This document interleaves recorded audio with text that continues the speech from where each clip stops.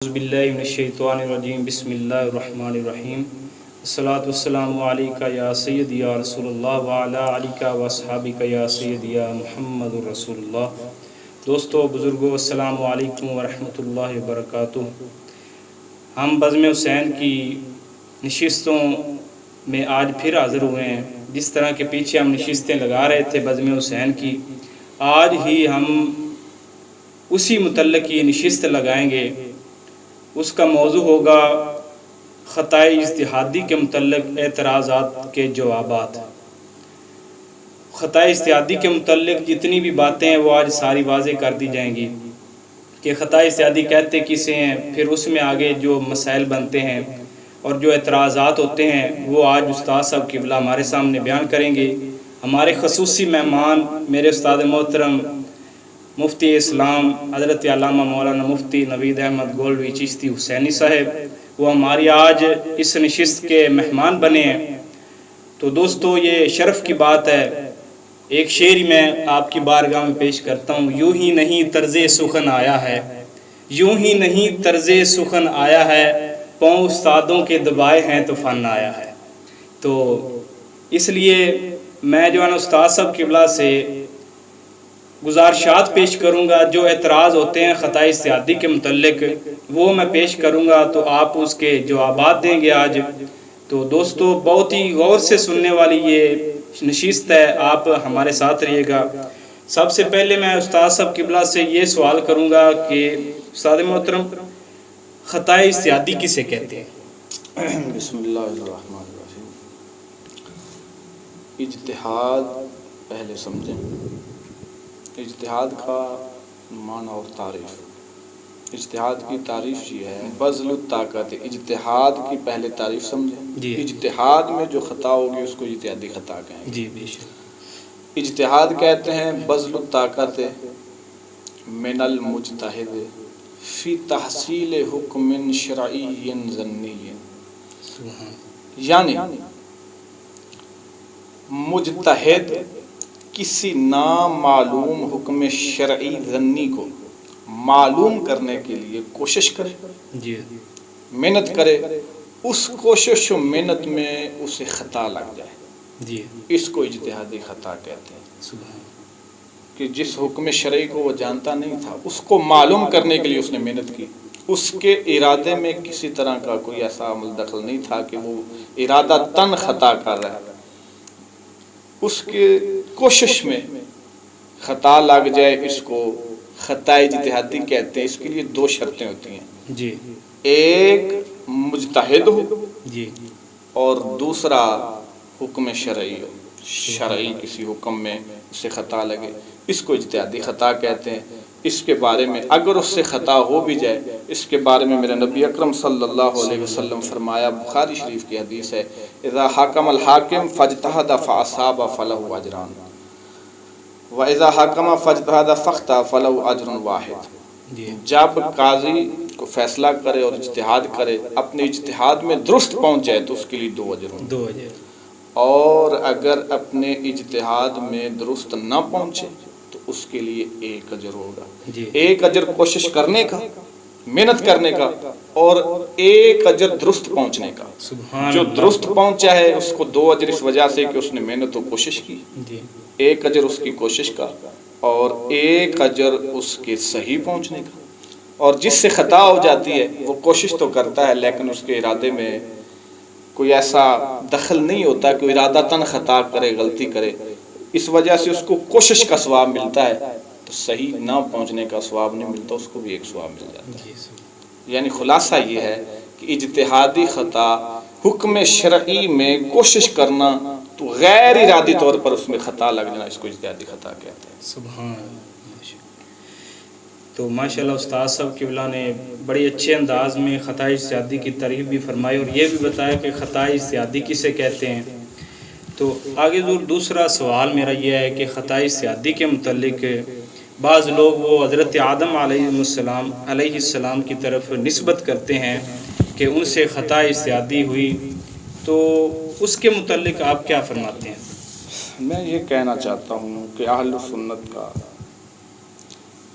انبیاء کرام علیہم السلام کے بارے میں اجتہادی خطا کے متعلق کئی اقوال ہیں. جی بے شک.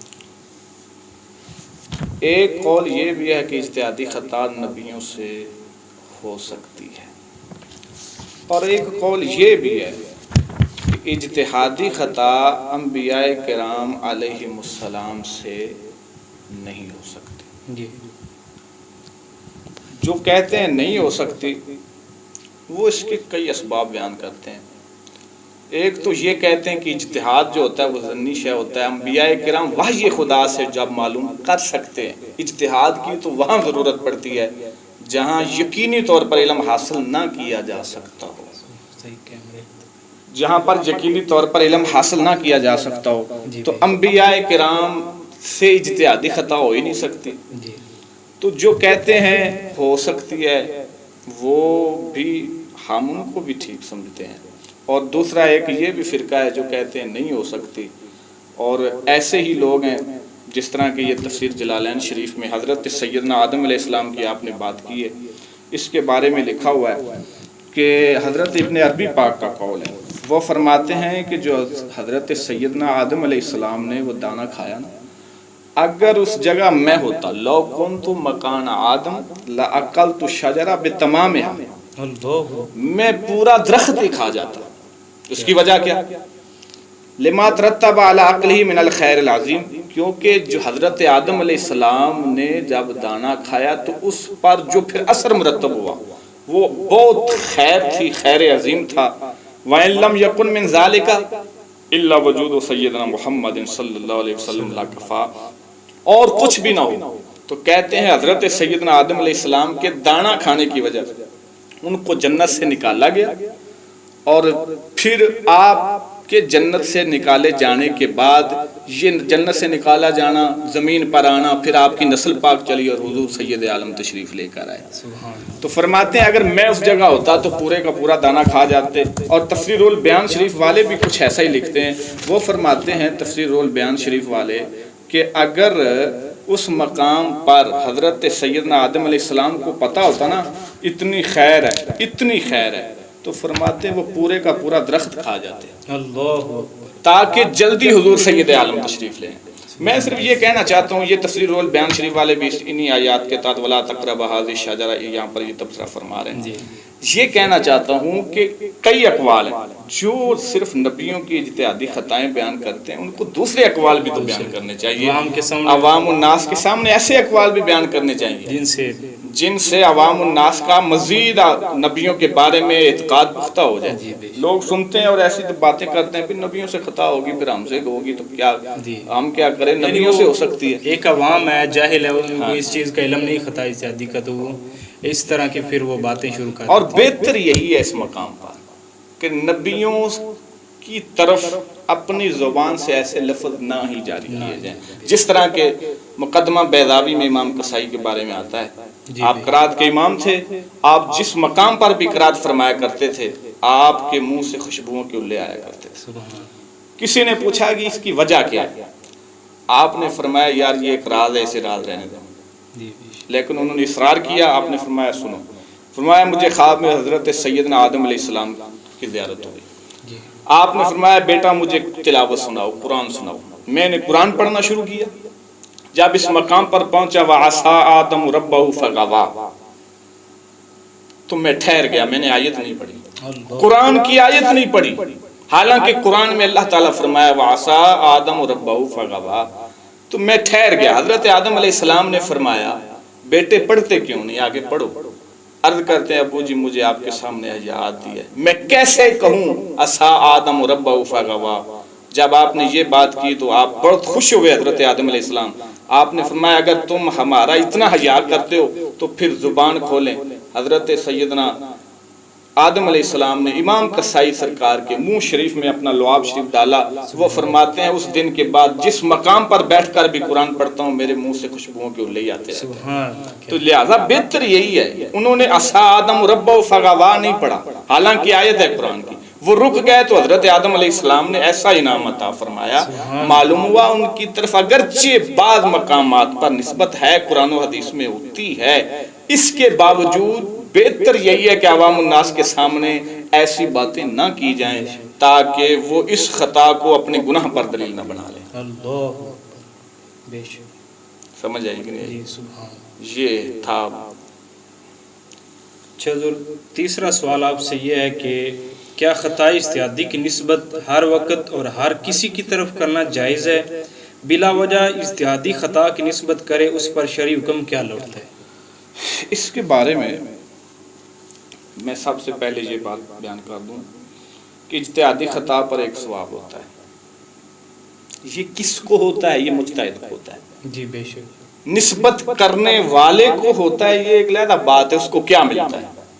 جس نے اجتہاد کیا اس کو ایک ثواب ملے گا اگر خطا ہو گئی. اللہ. اور ساتھ ہی یہ واضح کر دوں اگر وہ صحیح پہنچ گیا اجتہاد تو 2 ثواب ہے. جی آپ اس بات کو سمجھیں گے کہ اجتہاد میں صحیح پہنچے تو 2 ثواب، جی اگر خطا ہو جائے تو 1 ثواب.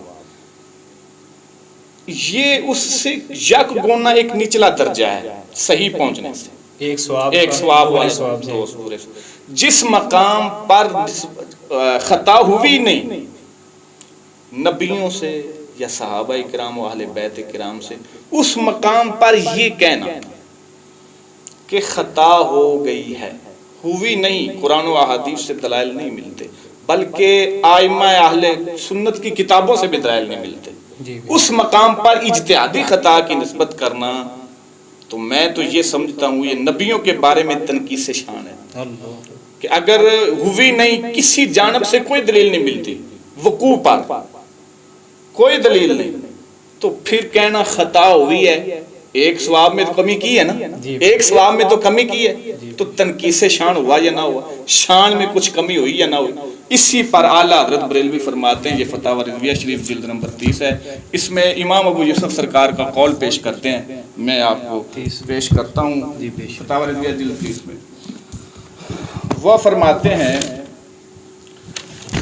کہ جو شخص بھی نبی اکرم صلی اللہ علیہ وسلم یعنی انبیاء کرام علیہ السلام کی طرف ایما رجل مسلم سب رسول اللہ صلی اللہ تعالی علیہ وسلم او کذبہ او آبہ او تنکسہ فقد کفر باللہ تعالی وبانت منہ زوجتہ. جس مسلمان نے حضور سید عالم صلی اللہ علیہ وسلم کو گالی دی یا حضور کی طرف جھوٹ منسوب کیا یا عیب لگایا یا شان میں تنقیص کی، یعنی وہ ان سے ہوئی نہیں اور اس ہوئی نہیں، اس مقام پر کہنا ہو گئی ہے، جی بے شک، تو یہ تنقیص شان بنے گا، یہ نبیوں کی طرف نسبت کفر بنے گا. کیونکہ اگر نہیں ہوئی تو پھر تو ان کے ثواب اور ان کے درجات ہونے کی بنسبت سے تو زیادہ ہے نا. اگر ہوئی ہے تو اللہ رسول کے قرآن و حدیث سے دلائل ملتے ہیں یا کم از کم ائمہ اہل سنت کی کتاب سے تو ملتے ہیں نا، تو وہاں ایک علیحدہ بات ہے. جہاں ہوئی نہیں وہاں نسبت کرنا نبیوں کے بارے میں، نبیوں کی طرف نسبت کرنا یہ کفر ہے، اور اہل بیت پاک اور صحابہ کرام کی طرف نسبت کرنا یہ گمراہی بنے گا. اس پر دلیل کیا ہے؟ یہ اعلیٰ حضرت کا فتاوی رضویہ شریف ہے، اس کی جلد نمبر 29 صفحہ نمبر 615. اس میں آپ اہل سنت کی نشانیاں بیان فرما رہے ہیں. اس میں آپ نے جو فرمایا میں وہ آپ کے سامنے بیان کرتا ہوں کہ آپ نے کیا فرمایا، کیسی نسبت ہوگی، کس کی طرف ہوگی. یہ دیکھیں کتنا صفحہ نمبر 615 جلد 29. جنگ جمل و صفین میں، جمل اور صفین یہ 2 جنگیں جو صحابہ اکرام سے مولا علی پاک کی حق بدست حق پرست امیر المومنین علی پاک تھے، مگر صحابہ اکرام جو مخالفین تھے ان کی خطا اجتہادی تھی جس کی وجہ سے ان پر تان سخت حرام. ان کی نسبت کوئی کلمہ اس سے زائد گستاخی کا نکالنا بے شک ریفض ہے اور خروج از دائرہ اہل سنت ہے. جی بے شک. اس کا مطلب جو کسی صحابی کی شان میں کلمہ تان و توہین کہے، انہیں برا جانے، فاسق مانے، ان میں سے کسی سے بغض رکھے، مطلقاً رافضی ہے.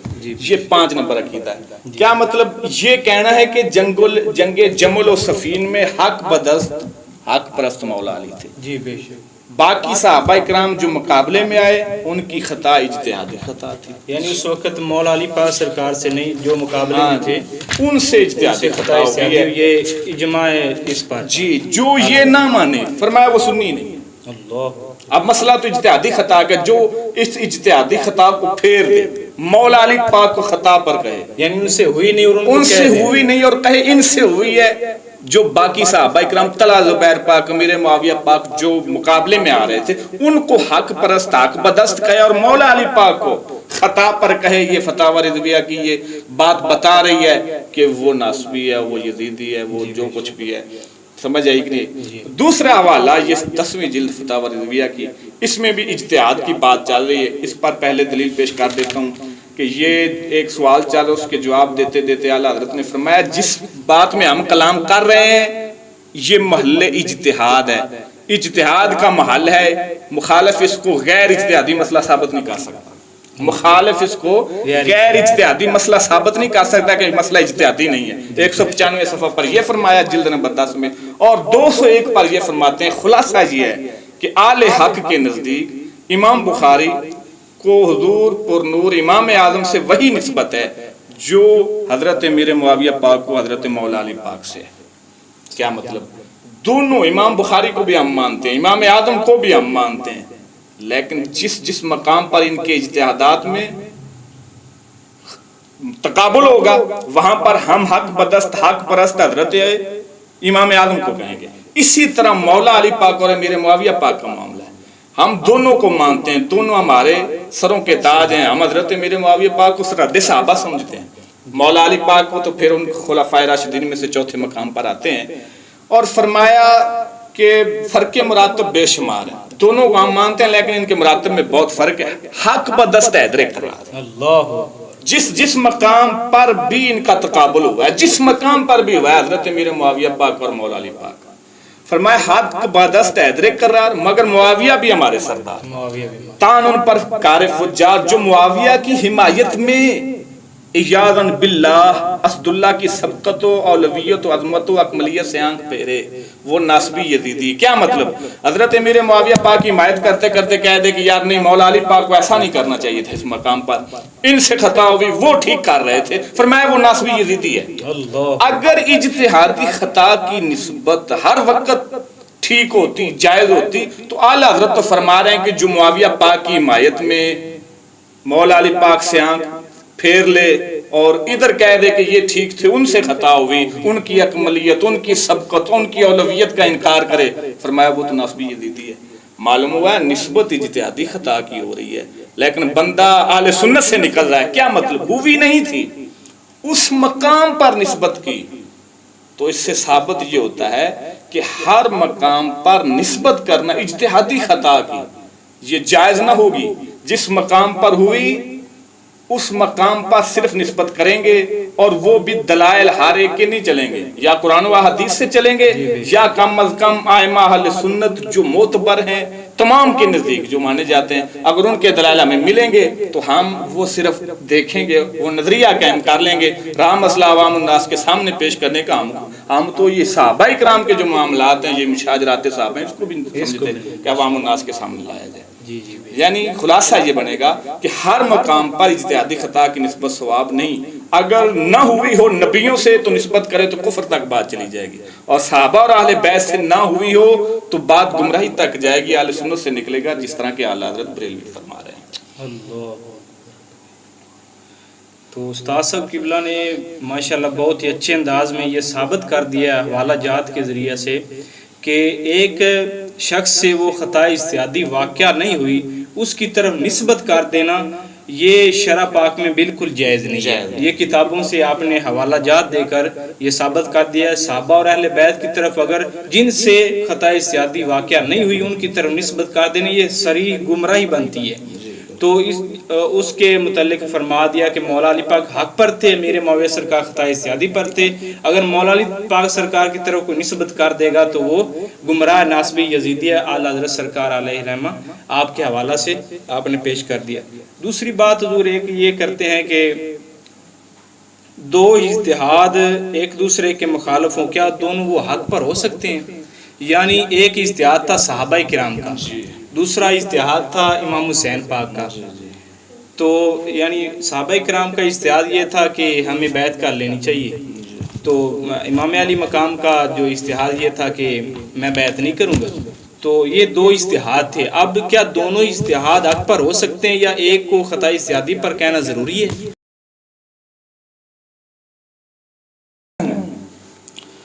دو اجتہاد ہوں، ایک دوسرے کے دونوں مخالف ہوں، یہ ضروری نہیں کہ ایک خطا پر ہو۔ جی بے شک۔ اس پر واضح اور بین دلیل یہ ہے کہ مولا علی پاک نے ایک اجتہاد فرمایا حضرت امیر معاویہ پاک کے معاملے میں، آخری عمر شریف تک، آخری دنوں تک، بلکہ آخری گھڑی تک آپ سرکار نے حضرت امیر معاویہ پاک سے صلح نہیں فرمائی اور ان کو خلاف سپرد نہیں فرمائی۔ واضح بے شک، یہ واضح بین بات ہے، اور اس پر ائمہ اہل سنت کا اتفاق ہے کہ خلافت نہیں دی پھر بھی حق بدست مولا علی، یعنی ان کا اجتہاد صحیح تھا، اور مقابلے میں جو حضرت امیر معاویہ پاک تھے ان سے جو خطا ہوئی یہ اجتہاد حق پر مولا علی پاک تھے، ان کا اجتہاد صحیح تھا۔ پھر ان کے بعد حضرت امام حسن پاک کے پاس خلافت آئی، انہوں نے ایک اجتہاد فرمایا، وہ یہ تھا کہ انہوں نے حضرت امیر معاویہ پاک سے صلح فرمائی۔ مولا علی پاک کا اجتہاد تھا کہ انہوں نے صلح نہیں فرمائی، حضرت امام حسن پاک کا اجتہاد تھا کہ انہوں نے صلح فرمائی۔ دونوں اجتہاد باپ اور بیٹے حضرت مولا علی پاک اور امام حسن پاک کا اجتہاد دونوں ایک دوسرے کے مقابلے میں آ رہے ہیں، اور امام حسن پاک کا اجتہاد بھی حق ہے۔ اس پر دلیل میرے پاک نبی صلی اللہ علیہ وسلم کا وہ فرمان عالی شان، ان ابنی ھذا سید لعل اللہ یصلح بین فئتین عظیمین من المسلمین، فرمایا میرا یہ بیٹا سردار ہے، اللہ تعالیٰ اس کے ذریعے دو بڑے مسلمان گروہوں میں صلح کرا دے۔ اس پر نبی اکرم صلی اللہ علیہ وسلم نے فخر فرمایا تھا۔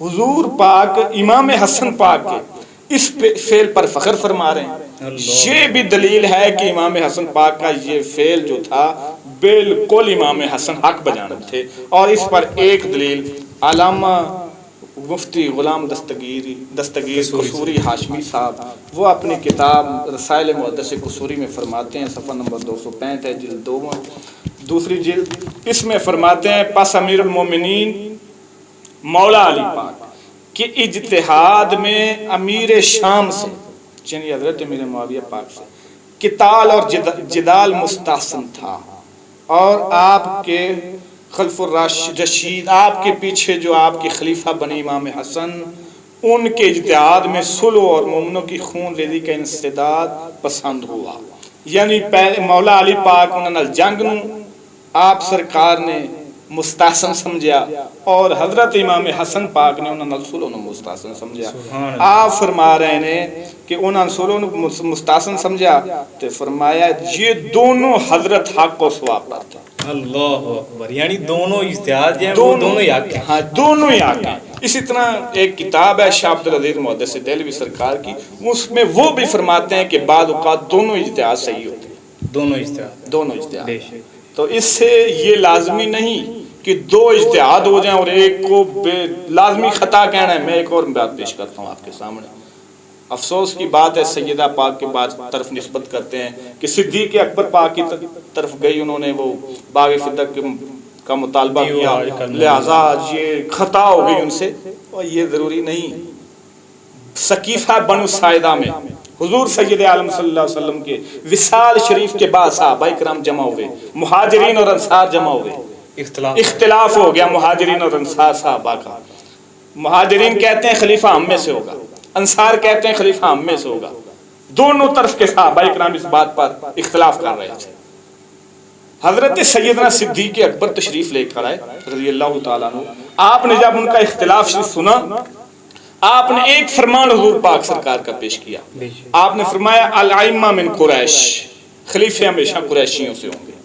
جب صحابہ کرام نے حضور پاک کا یہ فرمان شریف سنا، اس کے بعد کسی نے کوئی اختلاف نہیں کیا، سب خاموش ہو کر بیٹھ گئے۔ میں یہاں سے یہ پوچھنا چاہتا ہوں کہ پہلے اختلاف انصار اور مہاجرین صحابہ نے کیا ہے. ہاں جی کثیر صحابہ تھے, بہت تعداد میں موجود تھے وہاں پر. وہ اختلاف کر رہے تھے, انصار کہتے تھے ہم میں سے خلیفہ ہو, مہاجرین کہتے تھے ہم میں سے ہو. صدیق اکبر سرکار نے ایک فرمان پیش کیا, جس طرح سیدہ پاک کے سامنے ایک فرمان پیش کیا, سیدہ پاک خاموش ہو گئی, ادھر صحابہ کرام خاموش ہو گئے. اگر سیدہ پاک کو خطا پر کہتے ہو تو میں پوچھتا ہوں جتنے صحابہ جو قریشیوں سے نہیں تھے, چاہے انصار تھے چاہے مہاجرین سے, کہو سب خطا پر تھے, کون کہتا ہے؟ کسی نے بھی نہیں لکھا. کسی نے بھی نہیں لکھا. کون کہتا ہے؟ سقیفہ بنو ساعدہ میں جتنے صحابہ جمع تھے, صدیق اکبر کے اس فرمان شریف سے پہلے جو اختلاف تھا ان کی خطا تھی, کسی نے لکھا ہے؟ معلوم ہوا کہ ایک چیز کا علم نہ ہونا یا بات سنی ہو لیکن وقتی تو ذہن میں نہ ہو, بعد میں کوئی پیش کرے یاد آ جائے خاموش ہو جائے, اس کو خطا کون کہتا ہے؟ یہ صرف اپنی جانب سے ہٹ درمیاں ہیں, اپنے آپ کو منوانے کی کوششیں. حقیقت یہ ہے کہ ایسی ذاتوں کے بارے میں صرف سر خم تسلیم ہونا چاہیے. اپنی جانب سے میں نے پہلے کہا ہے, اجتہادی خطا کی نسبت اہل بیت پاک اور صحابہ پاک کی طرف جو کرے گا وہ گمراہی تک ضرور پہنچ جائے گا. یعنی جن سے ہوئی نہیں, جن سے نہیں ہوئی ان کی طرف نسبت کر دینا یہ گمراہی ہوگی. جس طرح ادھر سیدہ پاک نے آ کر بات کی, صدیق اکبر پاک نے فرمان پیش کیا, وہ خاموش ہوگی. اسی طرح سقیفہ بنو ساعدہ کا بیان یہی معاملہ ہے. ادھر خطا پر کیوں نہیں کہتے, ادھر کیوں کہتے ہیں؟ اس بات کا حضور اعلیٰ حضرت علیہ رحمہ نے بھی وضاحت فرمائی ہے کہ اس تمام واقع کربلا کا الزام امام علی مقام پر دینا یہ گمراہی اور اہل سنت. یہ دیکھیں یہ 14 جلد اس کا صفحہ نمبر 592 میں لکھا ہوا ہے کہ لوگ کہتے ہیں امام پاک کو نہ جانا چاہیے تھا. تو فرمایا یہ جو امام مظلوم پر الزام رکھتے ہیں نا, یہ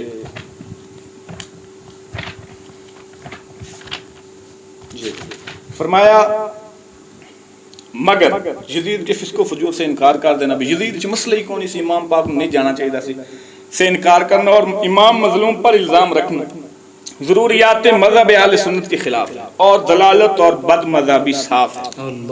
کیا مطلب کہنا امام پاک سے اجتہادی خطا ہوگی؟ جو کہتے ہیں یہی کہہ رہے ہیں نا. تو فرمایا یہ تو اہل سنت سے باہر نکل جائے گا, یہ اہل سنت کے نظریے کے خلاف ہے. جو یہ کہے گا فرمایا اس نے حضور پاک کا دل دکھایا ہے, سیدہ پاک کا دکھایا, مولا علی پاک کا دل دکھا دیا. اور آگے آپ پھر فرما رہے ہیں والذین یؤذون رسول اللہ لہم عذاب علیم, کیوں جو رسول اللہ کو اذا دیتے ہیں ان کے لیے عذاب علیم ہے. اس پر دلیل بناتے ہیں الذین یؤذون اللہ ورسولہ لعنہم اللہ فی الدنیا والآخرہ وأعد لہم عذابا مہینا. جو اللہ رسول کو اذا دیتے ہیں دنیا آخرت میں ان پر اللہ کی لعنت ہوتی ہے اور ان کے لیے عذاب علیم, عذاب مہین, بہت ذلت کا عذاب ہوتا ہے. سمجھ آئی؟ اچھا حضور ایک اور بات ہے کہ وہ آپ سے پوچھنا چاہتا ہوں کہ صحابہ کرام کے متعلق یہ ہے کہ وہ بھی آخر میں امام علی مقام کے موقع پر آ گئے تھے, جس طرح کہ وہ ایک پورا قافلہ گیا تو انہوں نے بیعتیں توڑ دی. اس کے متعلق میں یہ کہنا چاہتا ہوں کہ حضرت امام علی مقام آپ کی شہادت شریف کے بعد اکثر صحابہ کرام انہوں نے پھر وہی موقف اختیار کیا جو پہلے امام علی مقام نے اختیار کیا تھا. یہ الصواعق کے محرقہ میں نے پڑھا ہے, عبداللہ ابن حنظلہ پاک انہوں نے ایک لشکر تیار کیا اور وہ فرماتے ہیں, اسی طرح تاریخ الخلفاء میں امام جلال الدین سیوطی نے بھی لکھا ہے, فرماتے ہیں کہ وہ انہوں نے لشکر تیار کیا مقابلے میں امام علی مقام کی شہادت کے بعد مدینے سے. پھر انہوں نے لشکر تیار کیا اور انہوں نے فرمایا کہ اب ہم نکلے ہیں, اس خوف سے نکلے ہیں کہ اگر اب ہم یزید کے مقابلے میں نکلتے نہیں تو ہم آسمان سے پتھر برسیں گے. اب اسی طرح شیخ محقق فرما رہے ہیں, کون سی کتاب ہے یہ رسائل فخر المحدثین صفحہ شاہ عبدالحق محدث دہلوی علیہ رحمہ کی, اس کا صفحہ نمبر 203 ہے. اس میں فرماتے ہیں کہ بعد یزید اور اس کے مددگاروں اور یاروں کی شان میں اتنا غلو اور افراط کرتے ہیں کہ مسلمانوں کے اتفاق سے امیر ہوا تھا. کہتے ہیں مسلمانوں کے اتفاق سے امیر ہوا تھا, اس کی اطاعت امام حسین پر واجب تھی. فرمایا نعوذ باللہ من ھذا القول ومن ھذا الاعتقاد, جو کہتے ہیں کہ مسلمانوں کا اتفاق ہو چکا تھا, امام حسین کو ماننا ضروری تھا. فرمایا میں اس بات سے اللہ کی پناہ مانگتا ہوں، یہ کیسا عقیدہ ہے؟ فرمایا یزید پلید حضرت امام حسین کے ہوتے ہوئے کیوں کر امیر ہو سکتا ہے؟ اور مسلمانوں کا اتفاق اس پر کب ہوا؟ اصحاب رضی اللہ عنہم کا گروہ جو اس کے زمانہ میں موجود تھا، وہ اور ان کی اولاد سب اس کے منکر اور اس کی اطاعت سے خارج تھے، سارے کے سارے منکر سن۔ شیخ صاحب ہاں جی، ایک جماعت مدینہ طیبہ سے جبرن اور کرہن شام میں اس کے پاس گئی تھی، جبرن اور کرہن شام میں اس کے پاس گئی تھی، اور اس نے اس کی بہت خاطرداری کی تھی یزید نے اس جماعت کی، لیکن جب انہوں نے اس کا حال دیکھا اور مال کی برائی معلوم کی، الٹے پھر آئے، واپس آ گئے اور اس کی بیعت توڑ دی اور کہا کہ وہ یعنی یزید پلید اللہ کا دشمن ہے۔ صحابہ نے فرمایا، شیخ محقق فرما رہے ہیں، صحابہ اکرام گئے، ایک جماعت واپس آ گئے، انہوں نے آ کر فرمایا وہ اللہ کا دشمن ہے، تارک صلاۃ ہے، شراب خور ہے، زانی ہے، فاسق ہے، حرام عورتوں کو حلال کرنے والا ہے۔ یہ شیخ صاحب فرما رہے ہیں صحابہ اکرام نے بیعتیں توڑ، یعنی امام علی مقام کا جو موقف تھا صحابہ پاک نے وہی اختیار کیا، اسی وجہ سے تو مدینے پر پھر چڑھائی ہوئی، نعوذ باللہ، جو ظلم ہوئے اور جو فسادات ہوئے وہ زمانے سے مخفی نہیں ہے، اور اسی طرح مکہ شریف کا غلاف شریف جلایا گیا، اس کی وجہ کیا تھی؟ صحابہ نے بیعتیں توڑی تھی اس کی، وہ مقابلے میں پھر اس نے لشکر بھیجے تھے۔ صحابہ اکرام اکثر، یہ آپ تو فرما رہے ہیں نا، سب نے بیعتیں توڑ دی تھی، سب اس کے منکر تھے، سب ہی اس کے منکر تھے، یہ شیخ محقق فرما رہے ہیں۔ اور اس ساتھ یہ بھی کہہ دوں دوسری، اچھا ایک ساتواں سوال ضرور آپ سے یہ ہے کہ امام علی مقام سے کربلا میں خطا اجتہادی واقعہ ہوئی، اس کے متعلق آپ کی نظر میں کوئی حوالہ گزرا ہے کہ ان سے خطا اجتہادی ہوئی؟ تمام پیچھے سے جتنے ہمارے بزرگان دین 1400 سال ہو گئے ہیں، کسی نے اس پر کوئی بحث کی ہے کہ خطا اجتہادی ان سے ہوئی ہے؟ یہ بات میں نے آپ کے سامنے پہلے بڑے واضح لفظوں میں بیان کی ہے کہ کسی کی اجتہادی خطا پر دلیل نہ ملے تو کہنا اجتہادی خطا یہ گمراہی ہے۔ بے شک۔ اور جو کہتے ہیں اہل سنت کے کسی امام ایک کا بھی حوالہ موجود نہیں ہے اس بات، بلکہ جتنے حوالے موجود ہیں وہ یہ ہیں کہ جو امام علی مقام کی طرف نسبت کرے، تفسیر البیان روح المعانی شریف میں علامہ محمود علوسی فرماتے ہیں فَحَلْ عَسَيْتُمْ إِن تَوَلَّيْتُمْ، اس آیت کے تا سورہ محمد ہے، فرماتے ہیں جو یہ کہے کہ کربلا میں امام علی مقام سے اجتہادی خطا ہوئی، فرمایا ہے ہی جاہل ہے، اس کے پاس تو کچھ علم ہی نہیں ہے، علم کی ہوا نہیں، علم کی اس کو ہوا نہیں لگی۔ اسی طرح یہ فتاوی عزیزی شریف، شاہ عبدالعزیز محدث دہلوی، انہوں نے اس بات کو دفع تسلط اور رفع تسلط سے فرمایا کوئی امام علی مقام کی خطا نہیں تھی وہاں پر، آپ نے دفع تسلط فرمایا ہے تو فرمایا یہ تو جائز ہے۔ اور اسی طرح یہ عطا محمد بندیالوی صاحب ہیں جس کو زمانہ استاد مانتا ہے اور بڑے بڑے لوگ اس کو استاد مانتے ہیں، جو خطا اجتہادی آئے کل اجتہادی کا ڈنڈورا پیٹتے ہیں اور اپنے آپ کو پتہ نہیں کیا کیا کہتے ہیں، وہ اپنی حقیقت خود بھی آج کل والے اپنے استاد صاحب کے والے نہیں دیتے۔ آپ نے یہ فرمایا، یہ مقالات بندیالوی ہے، اس کی دوسری جلد ہے، آپ فرماتے ہیں حضرت امام حسن نے امام حسین پاک نے جو یزید کے خلاف خروج کیا یہ خطا ہے، یہ قول بھی ابن عربی کی طرح جھوٹ اور بالکل باطل ہے، جو کہے خطا ہے فرمایا پکا جھوٹ ہے۔ اس کا صفحہ نمبر 82 پر آپ نے بھی یہ لکھا۔ اسی طرح جس کی بھی کتاب نکال لو، کسی ایک امام کا خطا پر حوالہ نہیں ملے گا آپ کو، جس نے بھی یہ لکھا اس نے یہی لکھا ہے کہ خطا کہنے والا جاہل ہے، جھوٹا ہے، امام پاک اعلیٰ حضرت نے فرمایا جو نسبت کرے وہ گمراہ ہے، وہ ضروریات یا مذہب اہل سنت کے خلاف کر رہا ہے۔ اسی طرح بڑے بڑے اماموں نے جو کلام کیا ہے، انہوں نے امام علی مقام کو خطا پر نہیں بلکہ عین صواب پر کہا ہے۔ ایک حضور اور سوال ہے کہ داؤد علیہ السلام اور حضرت سلیمان علیہ السلام کے متعلق خطا کی نسبت کرتے ہیں، اگرچہ بعد نے اس کو لکھا ہے، لیکن اس کے متعلق آپ کیا رائے پیش کرتے ہیں؟ میں یہی جو پہلے میں نے کی خصوصاً میں بتاتا ہوں، خصوصاً عوام الناس کے سامنے نبیوں کی خطا بیان کرنا یہ تو بہت عجیب جرت ہے جو کہ کسی صاحب عقل کا کام میں تو سمجھتا ہوں نہیں ہے۔ جی بے شک۔ اعلیٰ حضرت علیہ رحمہ نے اس کے بارے میں یہ فرمایا، آپ کی فتاوی رضویہ شریف پہلی جلد حسابہ صفحہ نمبر 1119 پر آپ نے فرمایا کہ جو تلاوت میں نسبت ہوئی نبیوں کی طرف معصیت کی، جی بے شک، معصیت سے مجازن اجتہادی خطا مراد اجتہادی ہے، خطا، بے شک، یہ تمام مانتے ہیں۔ کون کہتا ہے نبیوں سے گناہ ہوا ہے؟ تمام کا یہی نظریہ ہے، عصا آدم ربہ فغوا کے جو لفظ ہیں اس سے اجتہادی خطا ہے، یعنی معصیت سے اس جگہ جو اس- قرآن میں عصا کا لفظ ہے اس سے خطا استعدادی مراد خطا لیتے ہیں۔ اجتہادی مراد لیتے ہیں۔ فرمایا جو نسبت قرآن میں ہوگی، اب پہلے تو ہم یہ پوچھتے ہیں وہ اجتہادی خطا کی ہے یا اس کے علاوہ گناہ کی ہے؟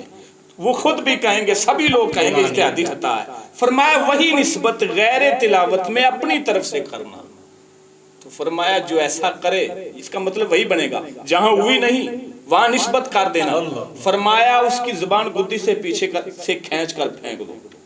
کیا مطلب؟ فرمایا اس کو قتل ہی کر دو جو نبیوں کی طرف اپنی طرف سے اجتہادی خطاؤں کی نسبت کرتا پھر۔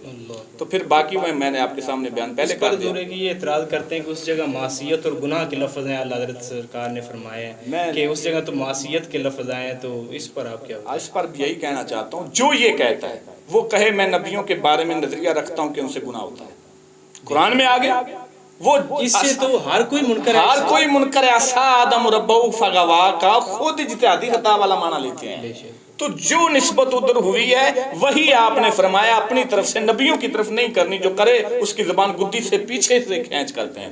وہ تلاوت میں اللہ تعالیٰ نے بس تلاوت میں بس اللہ تعالیٰ فرمائیے اس کی شایان شان ہے، جس طرح اپنے مقرر بندوں کو کہے، اسی طرح اگر تلاوت کی بات کرتے ہو تو حضرت آدم علیہ السلام تو اپنے آپ کو ربنا ظلمنا انفسنا وان لم تغفر لنا وترحمنا لنکونن من الخاسرین، کوئی اٹھے اور ظالم کہہ دے، تلاوت میں نسبت ہے، اللہ اکبر، واہ واہ، کیا ہی بات۔ افسوس کی بات نہیں ہے۔ بندہ اپنی طرف نسبت جو کرے کرے، اللہ تعالیٰ کی شایان شان ہے اپنے بندوں کو جو کہے کہے، نبیوں کے بارے میں باقیوں کو کیا مجال کہ اپنی جانب سے ان کو کہہ دیں اس طرح ان سے غلطی ہوگی فلاں ہو گیا، تو یہ کفر ہے واضح، اپنی جانب سے نبیوں کی طرف نسبت ایسی کرنا یعنی کفر ان بنے کے گا۔ کئی ایسے الفاظ ہیں اپنے متعلق، اپنی ذات کے متعلق کہ ہم سے ظلم ہوا تو یہ ان کو ظالم کہہ دینا، ظالم کہہ دینا، تو یہ تو سراسر تلاوت کے بغیر ایسا کہہ دینا تو یہ سراسر جو ہے نا کفر بنے گا۔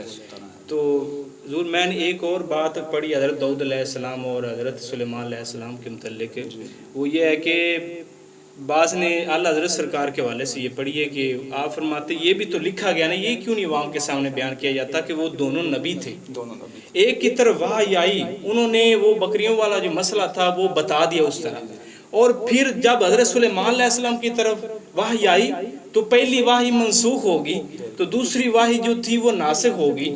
اب اس جگہ فرمایا ناسخ منسوخ والا مسئلہ ہے، تو ناسخ منسوخ والے مسئلے میں خطا اجتہادی کا تو احتمال نہیں ہے، کیونکہ یہ تو قرآن مجید میں کئی ایسی آیات ہیں کہ نبی پاک سرکار نے خود ایک آیت آپ نے ارشاد فرمائی اور دوسری آیت اس کے پھر آئی بعد میں اس کے، تو پہلی آیت کو اس نے منسوخ کر دیا، دوسری آیت ناسخ ہوگی، تو ناسخ منسوخ تو کئی آیات میں اور حدیث میں ہے، تو اس سے خطا اجتہادی پھر سارا اگر اس سے اجتہادی خطا لیتے ہیں تو اللہ کی طرف نسبت چلی جائے گی۔ پہلے اللہ نے یہ آیت نازل فرمائی تھی، رب نے وہی کی تھی، اگر اس سے اجتہادی خطا مراد لیتے ہیں تو پھر نسبت تو ذات باری تعالیٰ کی طرف چلی جائے یعنی گی۔ پہلے اور حکم فرمایا پھر اور حکم فرمایا، ہاں جی، یہ تو یہ معلوم کیا ہوتا ہے، وہ پہلی منسوخ حکم ہو گئے، وہ اور موقع کے مطابق آئی تھی، اب دوسرا جو حکم ہے وہ اور موقع کے مطابق۔ الحمدللہ رب العالمین، یہ خطا اجتہادی کے متعلق جتنے بھی اعتراضات تھے یزیدی پارٹی کے وہ ہم نے رفع کر دیے ہیں، تو انشاءاللہ العزیز آپ